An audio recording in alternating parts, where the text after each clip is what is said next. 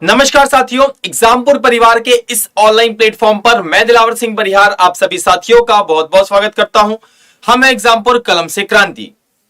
सभी स्टूडेंट्स को नर्मदे हर जय महाकाल। तो फटाफट शानदार तरीके से सेशंस के साथ जुड़ जाएंगे। बहुत ही शानदार धमाकेदार क्वेश्चन आज का होने वाला है। केमिस्ट्री के आज बहुत अच्छे अच्छे क्वेश्चंस मैं लेकर आया हूं, क्योंकि साथियों काफी इंपॉर्टेंट है ये पोर्शन हमारे लिए।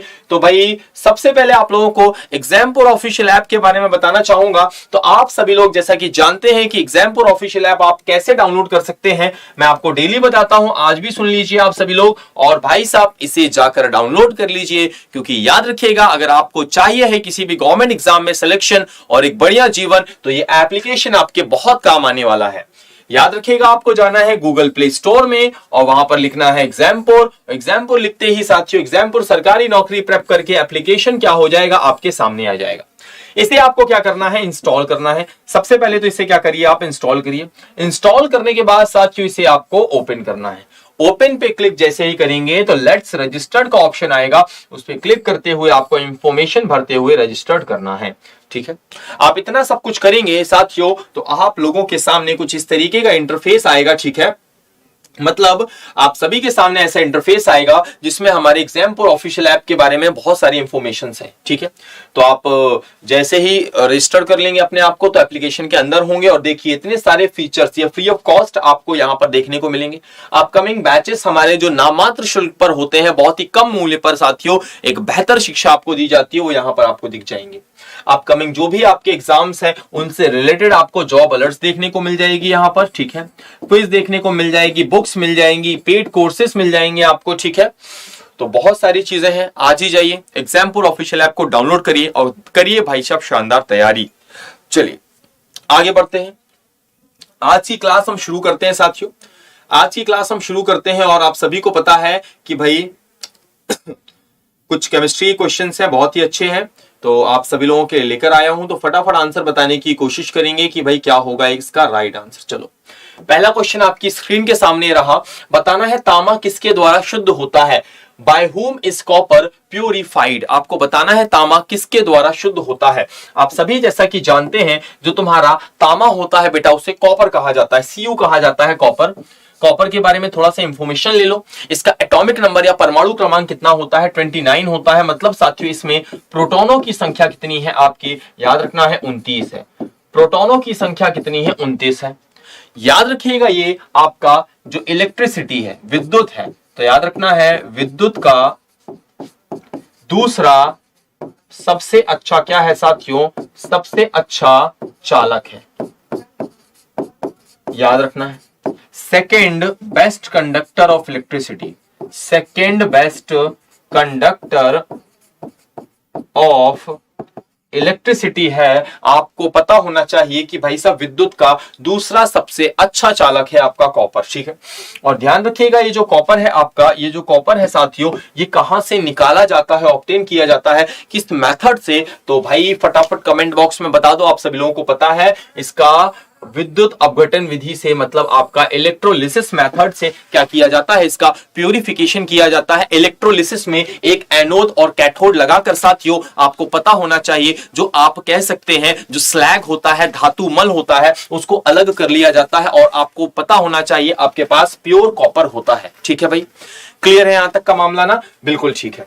अच्छा एक क्वेश्चन आपसे रहेगा कि भाई ये बताइए जरा कि भाई अगर H2O से, ये क्वेश्चन एग्जाम में आया हुआ है कि H2O से अगर मैं रिएक्शन की बात करूं कि भाई H2O मतलब जल से सबसे बेहतर तरीके से, सबसे शानदार तरीके से रिएक्ट करने वाला जो मेटल होता है वो कौन सा है। मतलब समझ रहे हो ना, जितने भी मेटल्स हैं उन सारे मेटल्स में जो वाटर से हाईली रिएक्ट कर जाए, तो याद रखना है उसका आंसर आप लोग सोडियम लगाएंगे भाई, Na फॉर सोडियम। ठीक है, ये वाटर से बहुत तेजी से क्रिया करेगा और इसकी क्रिया करने का कारण होता है इसकी वैलेंसी, जो कि कितनी होती है बेटा, +1 होती है। ठीक है ना, एक इलेक्ट्रॉन डोनेट करने के कारण ये हाईली रिएक्टिव होता है। ठीक है, चलिए भाई तो आंसर यहां पर क्या हो जाएगा, सी हो जाएगा। बढ़ते हैं नेक्स्ट क्वेश्चन की तरफ।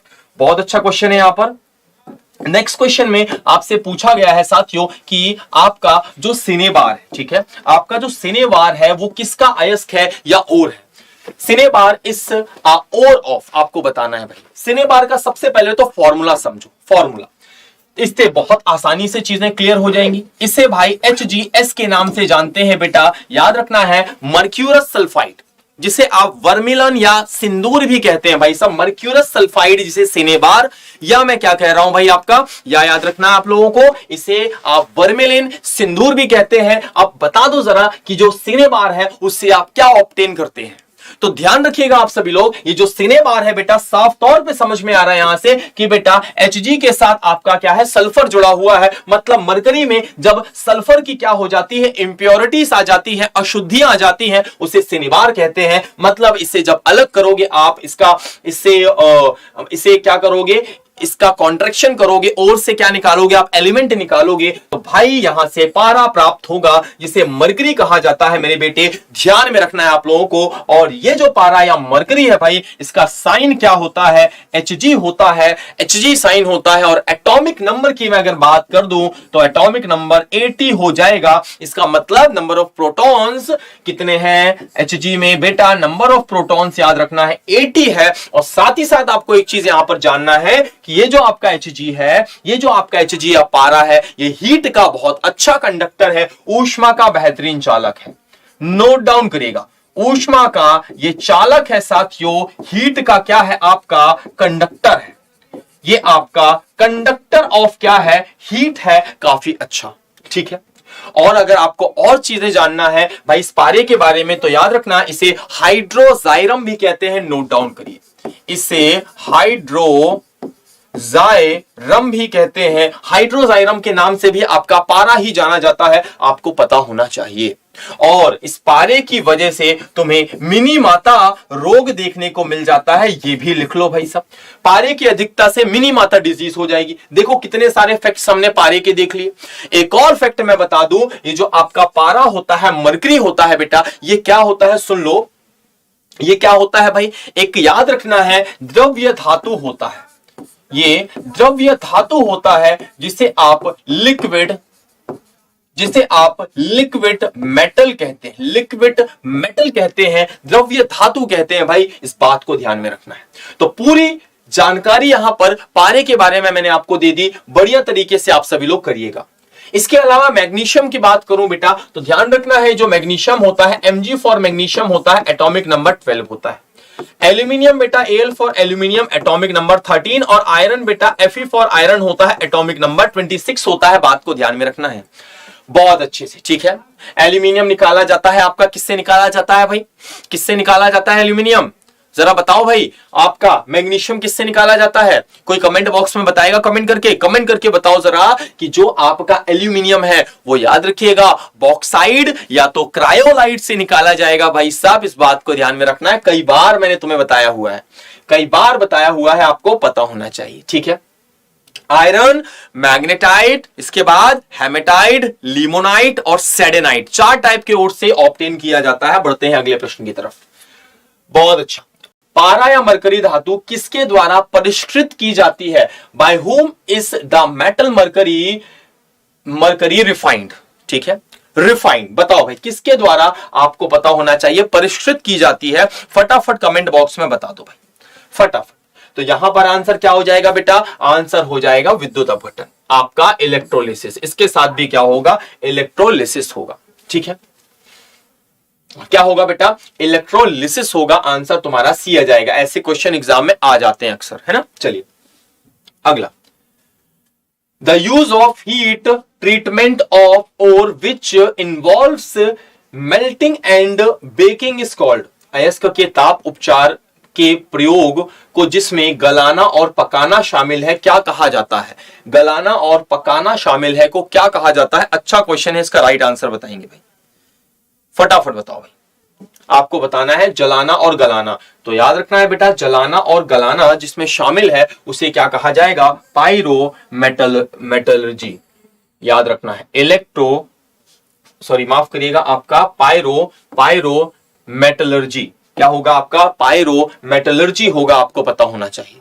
है ना। तो जिसमें गलाना और पकाना शामिल है, पायरोमेटलर्जी। पायरो जो वर्ड होता है हमेशा याद रखना है गर्म को इंडिकेट करता है।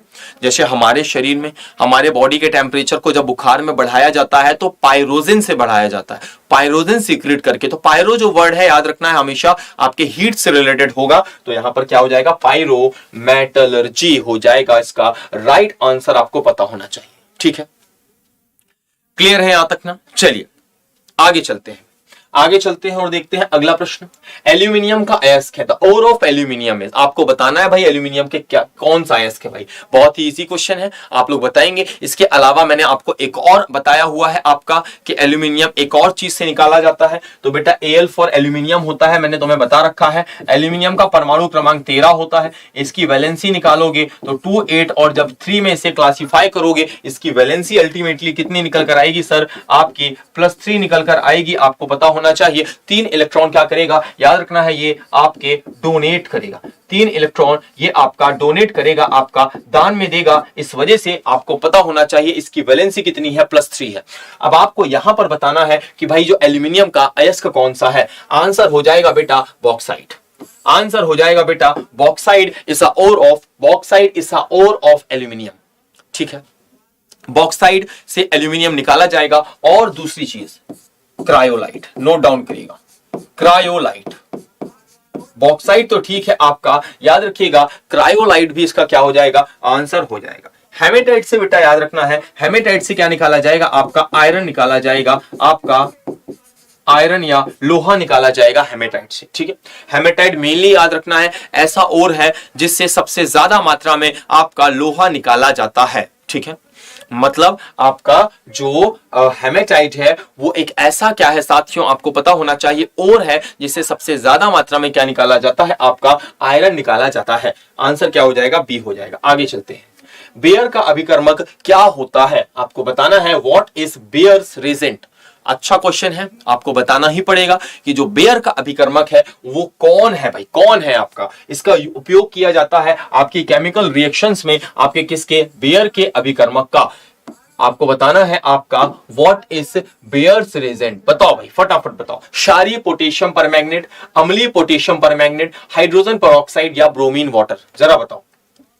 ध्यान रखना है जब आपका क्षारीय पोटेशियम परमैंगनेट, जिसे कहते हैं एल्काइन पोटेशियम परमैंगनेट, क्या कहते हैं, एल्काइन पोटेशियम परमैंगनेट, जिसका साथियों आपका फॉर्मूला क्या होता है, आपका KMnO4, KMnO4। तो याद रखना है आपका 2 से 3%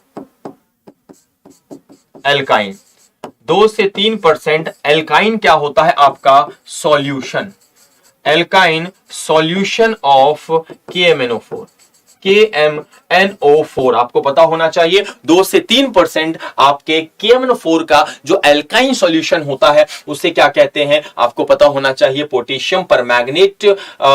मतलब 2 से 3% एल्काइन सॉल्यूशन होता है जो पोटेशियम परमैंगनेट का, उसे बेयर अभिकर्मक कहते हैं। ठीक है, और KMnO4 की अगर मैं बात करूं, केवल पोटेशियम परमैंगनेट की बात करूं, केवल KMnO4 की, नोट डाउन करिएगा, अकेला ये KMnO4, इसे क्या कहा जाता है, पोटेशियम परमैंगनेट। क्या कहा जाता है आपका, पोटेशियम परमैंगनेट। ठीक है, मैग्नेट। और याद रखना है इसका एक्चुअल कलर क्या होता है आपका, वॉयलेट। पोटेशियम पर मैग्नेट कैसा दिखता है, वॉयलेट। वॉयलेट मतलब बैगनी। लेकिन बेटा एक चीज याद रखना है, जब इसे तुम पानी में मिक्स कर दो तो याद रखना है ये बैगनी रंग का हो, सॉरी बैगनी कह रहा हूं, लाल रंग का हो जाता है। कैसा हो जाता है बेटा, लाल रंग का हो जाता है। इसीलिए याद रखना है जब इसे कुएं में डालते हो तो कुएं में पानी है, जैसे ही कुएं के पानी से KMnO4 आपका जाकर मिक्स होगा, रेड कलर का हो जाएगा, तो इसे कुएं में डालने वाली लाल दवा कहा जाता है, लाल दवा कहा जाता है। कुएं में डालने वाली लाल दवा कहा जाता है, आपको पता होना चाहिए किसे कहा जाता है, KMnO4 को कहा जाता है। ठीक है, आंसर क्या हो जाएगा बेटा, ए हो जाएगा बेयर एजेंट के बारे में। ठीक है, अगला, निम्न में से कौन सा अम्ल दूध से दही बनने के दौरान बनता है। आपको बताना है which of the following acid is form during the formation of curd from milk. आपको बताना है, जरा फटाफट बताओ इसका राइट आंसर कि भाई साहब दूध से दही बनने के दौरान कौन सा आपका अम्ल बनता है। फटाफट बताओ इसका राइट आंसर। आपका acetic acid, ascorbic acid, citric acid या लैक्टिक एसिड। आंसर बताने की कोशिश करेंगे भाई। कमेंट बॉक्स में आप सभी का कमेंट देख रहा हूं। बिल्कुल बिल्कुल भाई, बिल्कुल बहुत शानदार आपके आंसर्स आ रहे हैं भाई। डी डी डी, बिल्कुल बिल्कुल। चलिए, तो इसी तरीके से आपको कमेंट करने हैं भाई, बढ़िया तरीके से। आपके जितने भी हमारे प्यारे साथी जुड़े रहते हैं डेली, ठीक है। और सेशन को थोड़ा ज्यादा से ज्यादा क्या करना है, आपको शेयर करना है। एक बार सेशन को उठाकर क्या कर दो बेटा, शेयर कर दो और लाइक भी कर दो यार फटाफट। लाइक और शेयर दोनों कर दो, है ना। लाइक और शेयर दोनों कर दो भाई फटाफट। ऐसी कंजूसी नहीं चलेगी कि भाई क्लास भी देखे जा रहे हैं, सारी चीजें क्लियर हैं, लेकिन भाई शेयर नहीं कर रहे हैं। एक बार ही उठाकर क्लास को क्या कर दीजिए, आप लोग शेयर कर दीजिए। तो यहां पर आपसे क्या बोला गया है, दूध से दही। बिल्कुल इजी क्वेश्चन है भाई, आपका आंसर सही भी आया हुआ है। सर लैक्टिक एसिड लगाइए, क्या दिक्कत है, बिल्कुल ठीक है। सर दूध से दही बनने में, तो दही में कौन सा एसिड होता है, लैक्टिक एसिड। क्योंकि आपको पता होना चाहिए कि भाई साहब ये दूध है, इससे हमें दही बनाना है। मिल्क से हमें क्या बनाना है, आपका कर्ड बनाना है। मिल्क से क्या बनाना है, कर्ड बनाना है। तो बेटा ध्यान रहे, मिल्क से कर्ड बनाने में आपका एक जीवाणु हिस्सा लेता है। आपका एक जीवाणु, जिसे आप क्या कहते हैं, बैक्टीरिया। आपका एक बैक्टीरिया क्या करता है, आपका पार्टिसिपेट करता है, जिसे क्या कहते हैं, लैक्टोबैसिलस।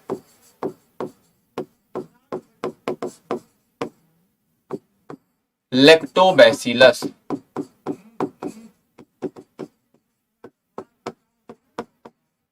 लैक्टोबैसिलस कहते हैं। तो लैक्टोबैसिलस है वो दूध से दही के बनने के लिए जिम्मेदार होता है। और दही होता है खट्टा, और किस आपके अम्ल की वजह से, लैक्टिक एसिड की वजह से। अब दूध से रिलेटेड और भी फैक्ट आ सकते हैं। ये आ सकता है, दूध में कौन सी प्रोटीन होती है, कोई बताएगा। दूध में कौन सी प्रोटीन होती है, याद रखना है सर, दूध में आपकी केसीन प्रोटीन होती है। दूध में सर आपकी केसीन प्रोटीन होती है। इसके अलावा दूध में कौन सी शर्करा पाई जाती है, कौन सी शुगर पाई जाती है, ये क्वेश्चन यहां से बन सकता है। तो दूध में कौन सी शुगर पाई जाएगी, आपको पता होना चाहिए। दूध में आपकी लैक्टोज शुगर पाई जाएगी, लैक्टोज शुगर पाई जाएगी। और एसिड तो पता है, लैक्टिक एसिड, लैक्टोज शुगर पाई जाएगी। कैसी शुगर है, ये डाइसैकेराइड शुगर है, मतलब दो मोनो से मिलकर बनी है। और कौन कौन से हैं वो दो मोनो, तो याद रखना है, जब एक ग्लूकोज दूसरे ग्लैक्टोज के साथ मिलता है तो लैक्टोज बनाता है। मैंने क्या कहा कि जब एक ग्लूकोज का मॉलिक्यूल अगले ग्लैक्टोज के मॉलिक्यूल से मिलता है तो लैक्टोज बनाता है। तो ध्यान रहे बेटा, ये जो आपका लैक्टोज है ये क्या है आपका, आपको पता होना चाहिए, एक डाइसैकेराइड है, ठीक है। सिट्रिक एसिड की बात करूं तो बेटा ये नींबू में पाया जाएगा, बेटा लेमन में, ये लेमन में पाया जाएगा, आपको पता होना चाहिए। एस्कॉर्बिक एसिड ये विटामिन सी का नाम है, ये विटामिन सी का नाम है। और एसिटिक एसिड का फॉर्मूला CH3COOH होता है, जो कि फलों के रसों में आपको पाया जाता है। ये कहां पाया जाता है, फलों के रसों में पाया जाता है। कौन पाया जाता है बेटा, तुम्हारा एसिटिक एसिड पाया जाता है। और दूसरी चीज आपको मैं आप बताना चाहूंगा बेटा, आपको बताना चाहूंगा एसिटिक एसिड के बारे में। जब आप क्या करते हैं, आप 2 से 3% एसिटिक एसिड जब आप लेते हैं और इसे पानी में मिलाते हैं, इसे ही आपका विनेगर कहा जाता है, इसे ही आपका सिरका कहा जाता है। विनेगर या सिरका कहा जाएगा, बात को ध्यान में रखना है। आगे चलते हैं, आगे चलते हैं और देखते हैं अगला प्रश्न हमारा। अब अगला प्रश्न है, निम्नलिखित पदार्थ युग्मों में से कौन सा टॉर्च लाइट, विद्युत क्षारक आदि साधनों में सामान्यतः प्रयुक्त अवशेष बैटरियों में इलेक्ट्रोड्स के रूप में प्रयुक्त होता है। Which one of the following pair of substance is used as electrodes in charge batteries commonly used in device such as torchlight, shavers ETC? आपको बताना है, शेवर्स है, वैसे वो शेवर्स है, वो थोड़ा मिसप्रिंट है, आप लोग समझिए इतना, आपको बताना है। फटाफट बताओ, इलेक्ट्रोड्स के रूप में आपका निकेल और कैडमियम, जिंक और कार्बन, सीसा, पैरोक्साइड और सीसा, या लोहा और कैडमियम। आंसर बताएंगे, फटाफट आंसर बताओ भाई, क्या होगा इसका राइट आंसर। कमेंट बॉक्स में कमेंट कर दो भाई। फटाफट कमेंट बॉक्स में कमेंट करो कि क्या होगा इसका राइट आंसर, फटाफट कर दो भाई। तो यहां पर आंसर जो हो जाएगा वो क्या हो जाएगा आपका, निकेल और कैडमियम हो जाएगा। तो निकेल और जो कैडमियम होगा इसका राइट आंसर क्या लगाना है, निकेल और कैडमियम। दोनों के बारे में बता देता हूं।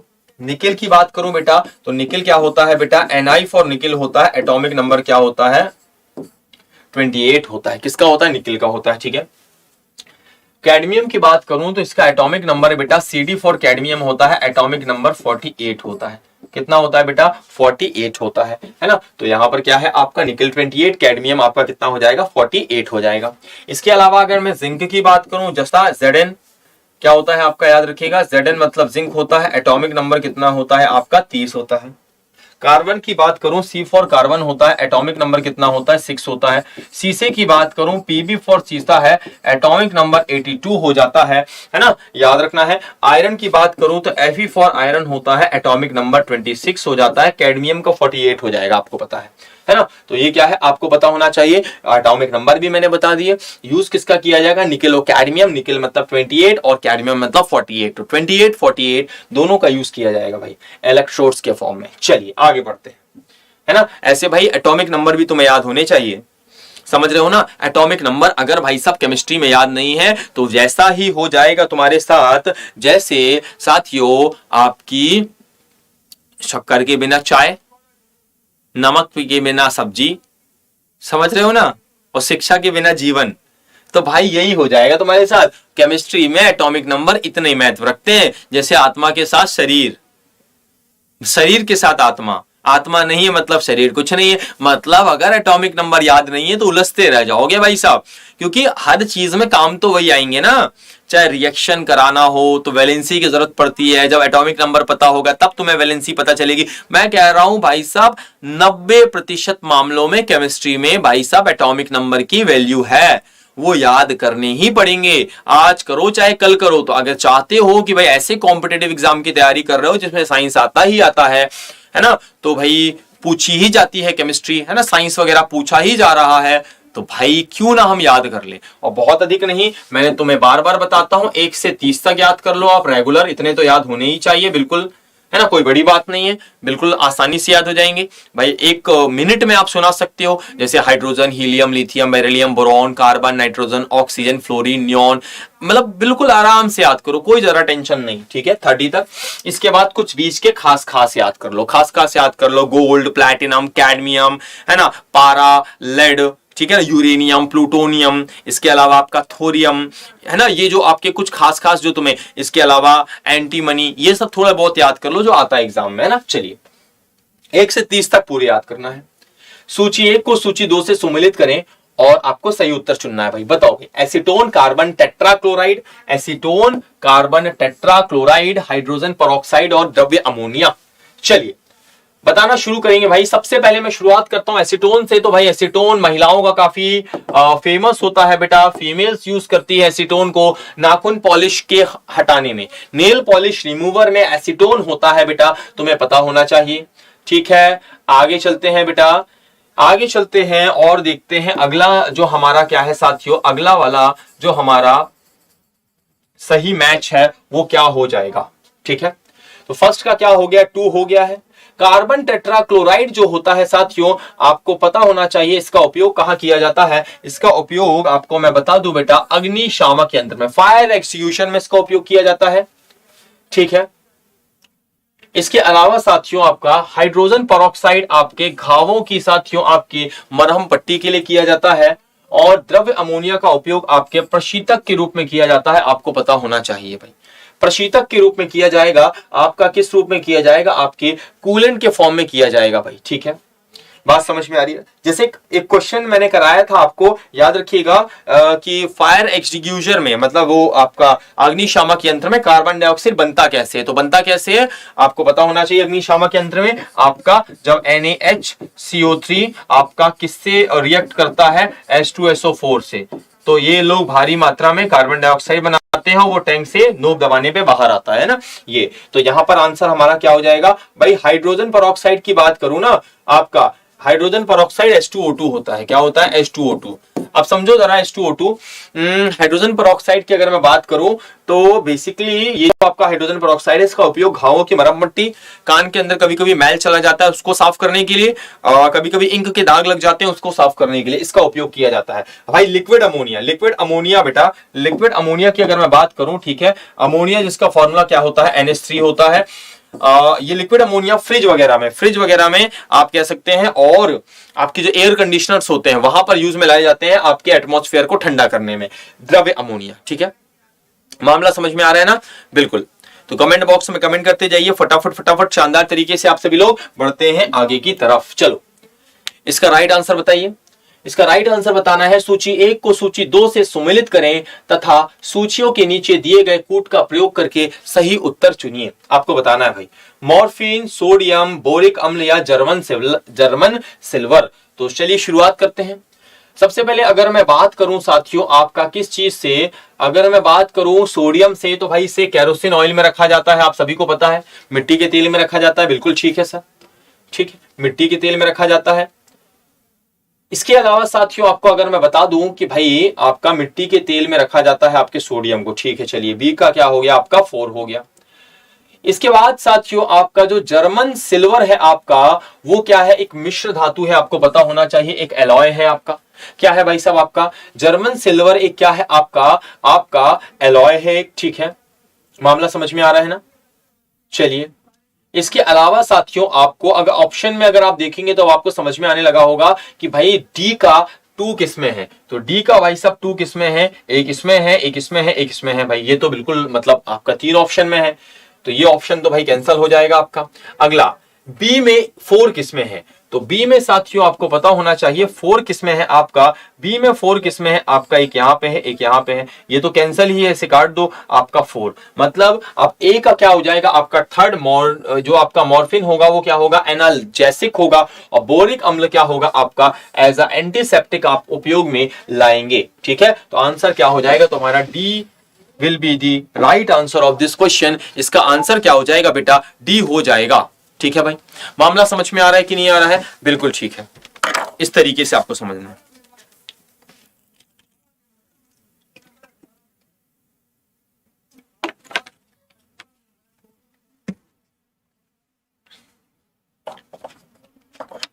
चलिए क्लियर है, आगे बढ़ते हैं। बताओ BRIT भारत सरकार निम्नलिखित में से किस एक के साथ कार्यरत है?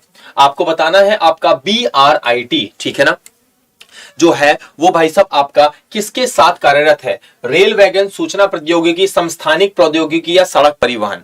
इसका आंसर बताएंगे भाई फटाफट। आपको मैंने बताया हुआ है आपका किसके साथ साथियों ये आपकी कार्यरत है। कमेंट बॉक्स में आप सभी लोग क्या करेंगे, कमेंट बॉक्स में कमेंट करके बताएंगे इसका राइट आंसर आपका क्या हो जाएगा। भाई ब्रिट का राइट आंसर क्या हो जाएगा, फटाफट बताओ भाई। जितने भी साथी हैं फटाफट इसका राइट आंसर बताएंगे कि आपका जो ब्रिट है उसका राइट आंसर आपका क्या हो जाएगा भाई। चलिए फटाफट बताइए भाई, कमेंट कर दीजिए भाई फटाफट कि भाई ब्रिट का आंसर आपका क्या हो जाएगा, फटाफट। भाई कई लोगों ने गलत आंसर दिया है, आंसर समस्थानिक प्रौद्योगिकी हो जाएगा। क्या हो जाएगा बेटा, आइसोटॉपिक टेक्नोलॉजी हो जाएगा। ठीक है, याद रखना है आप सभी लोगों को। इसे कह सकते हैं Bharat radio activity and isotope technology. तो याद रखना है जो आपका समस्थानिक प्रौद्योगिकी है उसके साथ क्या है, जो ब्रिट है वो काम कर रहा है, आपको पता होना चाहिए। आगे चलते हैं। निम्नलिखित विद्युत अपघटयों के विलयन में से किसको कार की बैटरी में प्रयोग में लाया जाता है? बताओ जरा, which one of the following electrolytes solution is used in a car battery? Car battery में किसको उपयोग में लाया जाता है? Sodium sulphate, nitric acid, sulphuric acid या आपका याद रखना है आप लोगों को पोटेशियम नाइट्रेट। तो कार की बैटरी में बेटा आपका सल्फ्यूरिक एसिड होता है, कार की बैटरी में आपका सल्फ्यूरिक एसिड होता है, आपको पता होना चाहिए। सल्फ्यूरिक एसिड, इसे किंग ऑफ एसिड्स कहा जाता है, इसे किंग ऑफ एसिड्स कहा जाता है। इसे आप क्या कहोगे बेटा, अम्लों का राजा कहा जाता है, अम्लों का राजा कहा जाता है, आपको पता होना चाहिए किंग ऑफ एसिड्स। ठीक है, इसका फॉर्मूला आपको पता होना चाहिए H2SO4 होता है। क्या होता है बेटा आपका H2SO4, S का मतलब होता है बेटा इसमें सल्फर पाया जा रहा है, दैट्स वाई सल्फ्यूरिक एसिड। ठीक है, और आपको मैं बता दूं ये जो सल्फ्यूरिक एसिड है इसका उपयोग इसका उपयोग कार की बैटरीज में किया जाता है, आपको पता होना चाहिए। ठीक है, नाइट्रिक एसिड आपको पता है HNO3, HNO3 ये नाइट्रिक एसिड है क्योंकि इसमें नाइट्रोजन पाया जा रहा है, इसमें नाइट्रोजन पाया जा रहा है, आपको पता होना चाहिए। पोटेशियम नाइट्रेट, पोटेशियम नाइट्रेट मेरे बेटे आपको पता होना चाहिए KNO3 पोटेशियम नाइट्रेट है, यह बारूद में पाया जाता है, वो भी कितना परसेंट, 75%। तो क्या है, ये एक एक्सप्लोसिव है, ये एक एक्सप्लोसिव है आपका, आप कह सकते हैं ये आपका एक विस्फोटक पदार्थ है, एक एक्सप्लोसिव है, एन एक्सप्लोसिव है, आपको पता होना चाहिए। ठीक है, चलिए तो क्लियर है, sulphuric acid king of acid है ना, याद रखना है। तो अम्लों का राजा है, अम्लराज अलग चीज है बेटा, अगर कोई कहे अम्लराज तो वो एक अलग मामला है, अम्लराज एक अलग मामला है, जिसे एक्वारेजिया कहते हैं, ये अलग है भाई। एक्वारेजिया अलग चीज है बेटा, एक्वारेजिया में क्या होता है, HCl, क्या होता है बेटा आपका HCl प्लस HNO3 को मिलाया जाता है, कितने रेशियो में, 3:1 में। जो इनका ताजा मिश्रण होता है, जो इनका ताजा मिश्रण होता है, जो इनका फ्रेश मिक्सचर होता है, उसे ही क्या कहा जाता है, आपको पता होना चाहिए, उसे ही आपका क्या कहा जाता है बेटा, एक्वारेजिया कहा जाता है, अम्लराज कहा जाता है भाई।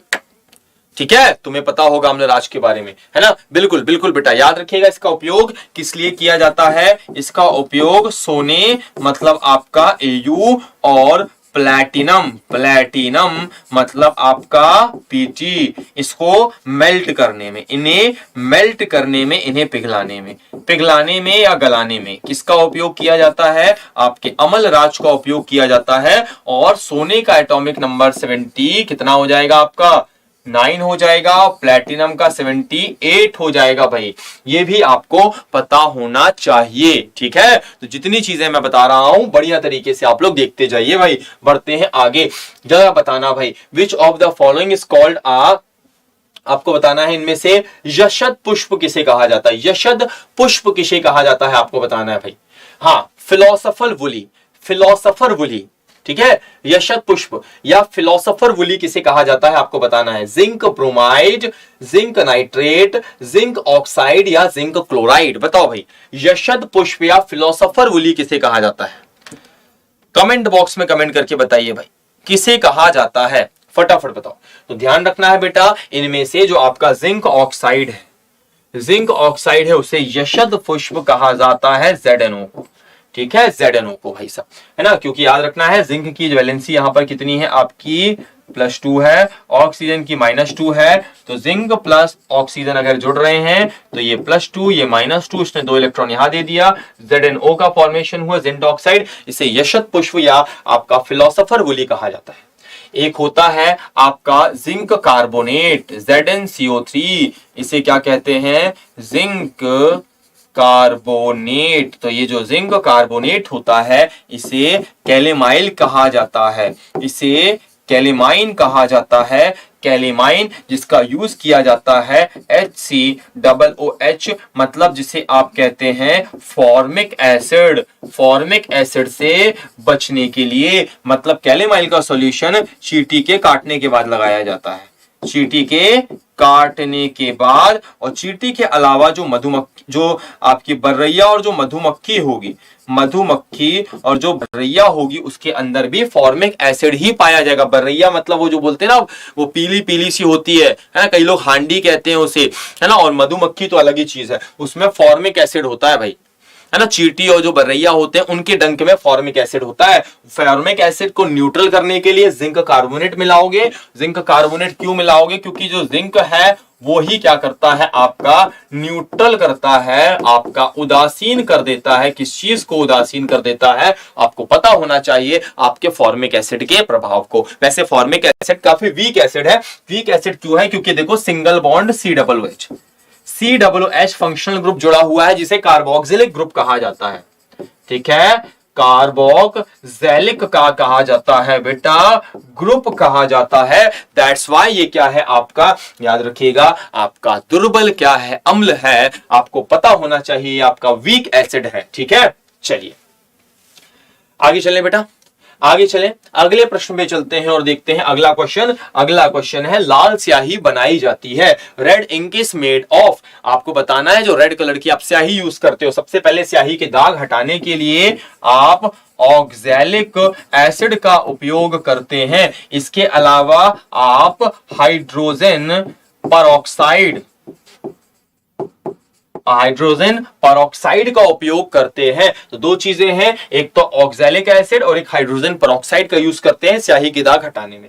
लाल स्याही बेटा आपकी इयोसिन से बनी होती है, आपको पता होना चाहिए, इयोसिन से बनी होती है। इयोसिन क्या है सर, ये एक आपका रंजक है, ये आपका एक क्या है, आपका पिगमेंट है जो कि लाल रंग देता है। इसीलिए याद रखना है, जब आप क्या करते हैं, जब आप हमारे शरीर की WBC का परीक्षण करते हैं, WBC का परीक्षण करते हैं, तो भाई WBC होती है 5 प्रकार की, 5 प्रकार की। ठीक है, तो उसमें से एक प्रकार आपका इयोसिनोफिल भी होता है, इयोसिनोफिल्स भी होता है। तो उसे इयोसिनोफिल्स क्यों कहते हैं, क्योंकि याद रखना है इयोसिन आप कह सकते हैं, इयोसिन आप कह सकते हैं रंजक या पिगमेंट।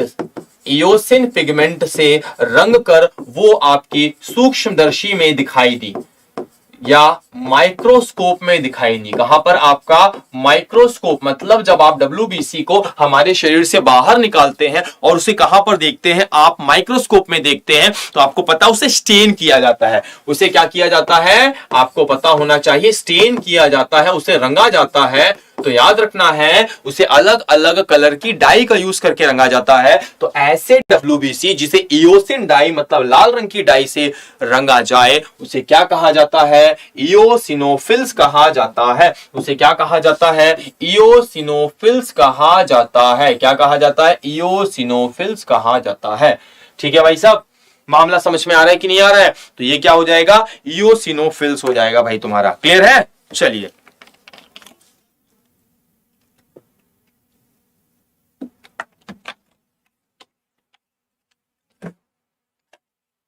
ठीक है।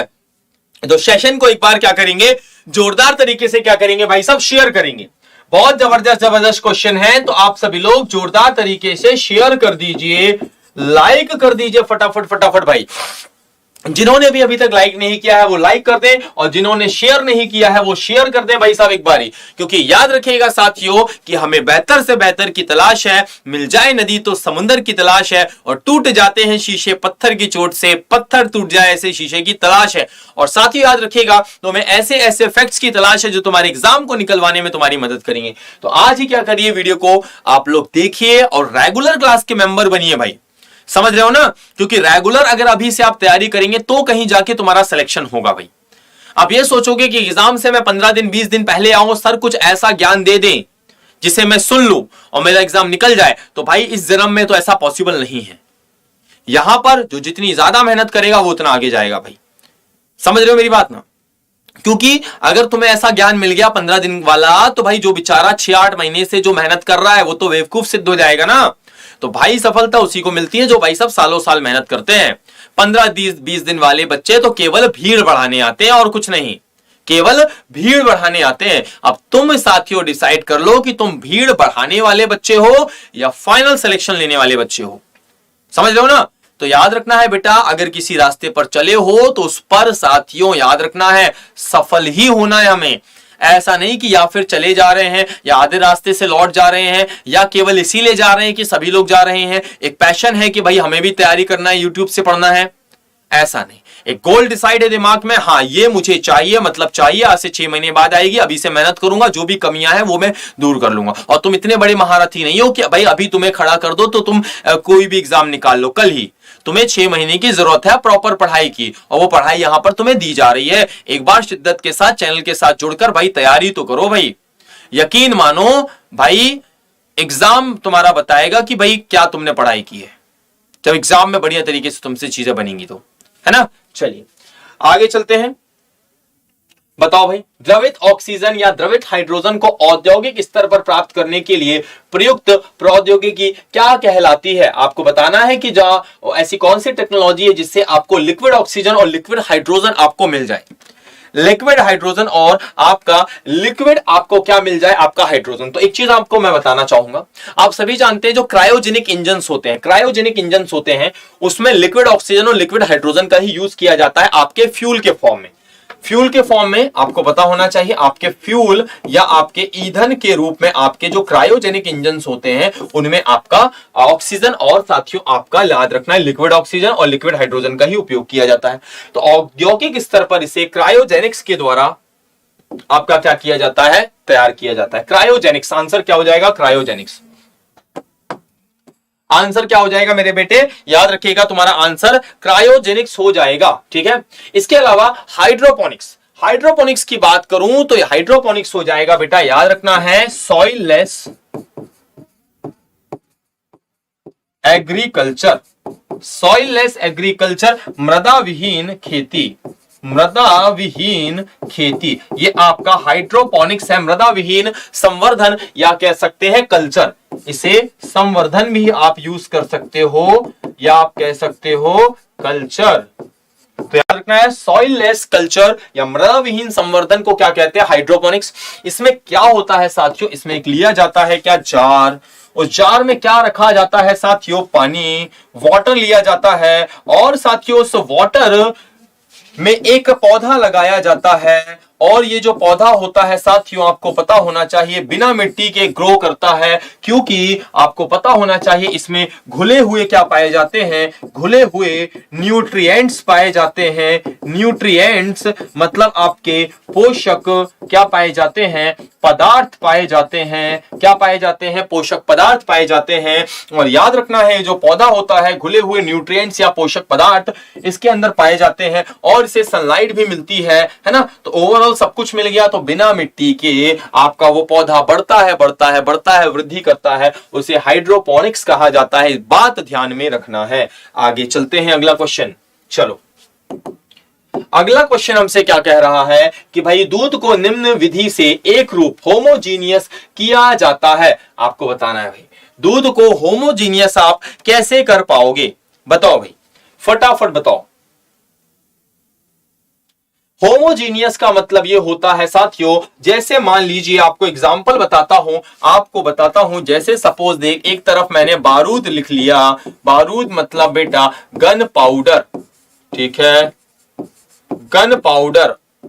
एक तरफ मैंने क्या ले लिया साथियों? नमक प्लस पानी, नमक प्लस पानी प्रॉपरली घुला हुआ। अब एक बात बताइए, ये क्या होगा? आपका होमोजीनियस हो जाएगा और ये क्या होगा? आपका हेट्रोजीनियस हो जाएगा। ये क्या होगा? सामांगी हो जाएगा और ये तुम्हारा विषमांगी हो जाएगा। क्योंकि याद रखना है सपोज दैट ये एक प्लेट है, इसमें तुम्हारा बारूद रखा हुआ है, तो बारूद रखा हुआ है प्रॉपरली, तुमने कितना भी मिक्स कर दिया, पहली बार बारूद उठाओगे तो उसका कंपोजिशन कुछ अलग होगा, दूसरी बार उठाओगे तो उसका कंपोजिशन अलग होगा। हो सकता है इस बार में कंकड़ ज्यादा आए, बारूद कम आए, हो सकता है इस बार कांच ज्यादा आए, बारूद कम आए, हो सकता है इसमें बारूद बारूद ही आ जाए, कांच और कंकड़ आए ही ना। तो ये सारी चीजें हैं, मतलब अलग अलग टाइम उठाओगे तो अलग अलग कंपोजिशन निकलेगा अलग अलग पार्ट का। भाई साहब नमक और पानी आपने प्रॉपरली डिसॉल्व कर दिया इस ग्लास में, प्रॉपरली ऐसा घोला कि नमक और पानी अलग अलग दिख ही नहीं रहा है। इसे पहली बूंद, इसकी पहली बूंद निकालोगे और इसको पियोगे उतना ही मीठा लगेगा जितनी इसकी अंतिम बूंद निकाल कर पियोगे। मतलब ऊपर से लेके नीचे तक का जो कंपोजिशन है, जो आपका क्या है, इसका जो कैरेक्टरिस्टिक्स है वो समान है। पहली सिप में जितना मीठा लगेगा उतना ही मीठा अगली सिप में लगेगा, क्योंकि ऊपर से नीचे तक जो इसके अंदर मटेरियल है वो बिल्कुल क्या है, आपके बराबर अमाउंट में है। ठीक है, अब बताओ दूध को किस विधि से होमोजीनियस किया जा सकता है कि उसके ऊपर से नीचे तक के सारे जो क्या है आपके मॉलिक्यूल्स हो एक समान हो। तो बेटा इसमें आप इसके वसा कणों को सेंट्राफ्यूज की सहायता से सूक्ष्म आकार में बदला जाता है। It's fat particle are changed into microscopic size with the help of centrifuge. तो याद रखना है सेंट्रीफ्यूज से इसका जो क्या होता है वसा कण, क्योंकि देखो वसा के जो कण होंगे वो कुछ अलग दिखेंगे, उसको इतना ज्यादा महीन कर दिया जाता है कि पूरा आपका दूध एक जैसा हो जाता है। इसे ही क्या कहेंगे मेरे बेटे, इसे ही कहेंगे आपका होमोजीनियस होना दूध का। आगे चलते हैं, बताओ भाई रोडेंटिसाइड्स वह रसायन है जिसका उपयोग किया जाता है किसके नियंत्रण के लिए।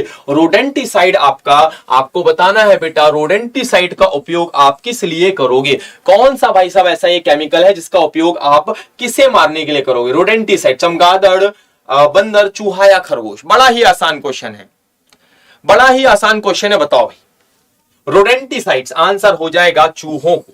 रोडेंटिसाइड्स का उपयोग आप रैट्स को मारने के लिए करोगे। फिर आप चाहे जिंक फास्फाइड का उपयोग करें, जिंक फास्फाइड का उपयोग करें आप सभी लोग, ठीक है, याद रखना है। तो जिंक फास्फाइड का उपयोग आप किसे करते हैं, चूहों को मारने के लिए करते हैं, आपको पता होना चाहिए, ठीक है। जिंक फास्फाइड का उपयोग, बात समझ में आ रही है ना। जिंक फास्फाइड चूहों को मारने के लिए, बिल्कुल ये मैंने आपको बताया हुआ भी है ना। जो रेड किल होता है ना उसके अंदर जिंक फास्फाइड ही होता है, बात को ध्यान में रखना है आप लोगों को। आगे चलते हैं, बताओ मूत्रालयों के पास प्राय नाक में चुभने वाली गंध का कारण क्या होता है। The sting smell in the nose near the urinals is often due to. आपको बताना है कि भाई जो आपके मूत्रालय होते हैं, टॉयलेट्स होते हैं, उनके बाहर जो स्मेल आती है किस वजह से आती है आपको बताना है। फटाफट बताओ भाई किस वजह से आती है। सल्फर डाइऑक्साइड, क्लोरीन, अमोनिया या यूरिया। तुम्हें इन दोनों में कंफ्यूजन होगा, सर अमोनिया या यूरिया हो सकता है, और मैक्सिमम लोग कहेंगे सर यूरिया लगाइए क्योंकि टॉयलेट में तो यूरिया होती है, लेकिन यह गलत हो जाएगा बेटा। मजे की बात यह है कि वहां अमोनिया होता है। अब तुम कहोगे कि सर अमोनिया कैसे होगा, अमोनिया का तो हम एक्सक्रीजन ही नहीं करते हैं भाई साहब। भाई मूत्रालय में अब व्हेल मछली तो भाई साहब टॉयलेट करने जाएगी नहीं। बात समझ में आ रही कि नहीं आ रही। मतलब अगर आपने सर टॉयलेट बोला है तो कोई ह्यूमन बीइंग ही जाएगा वहां टॉयलेट करने के लिए, और ह्यूमन बीइंग अमोनिया तो निकालते ही नहीं है, तो स्मेल अमोनिया की कैसी आएगी। सारे क्वेश्चन आपके बन जाते हैं, क्योंकि अमोनिया का एक्सक्रीजन तो व्हेल मछली करती है। व्हेल जो आपके एक्वेटिक एनिमल्स होते हैं, जलीय जीव। समझो, जब आप क्या करते हैं, आप अपनी यूरिन को क्या करते हैं, एक्सक्रीट करते हैं, ठीक है।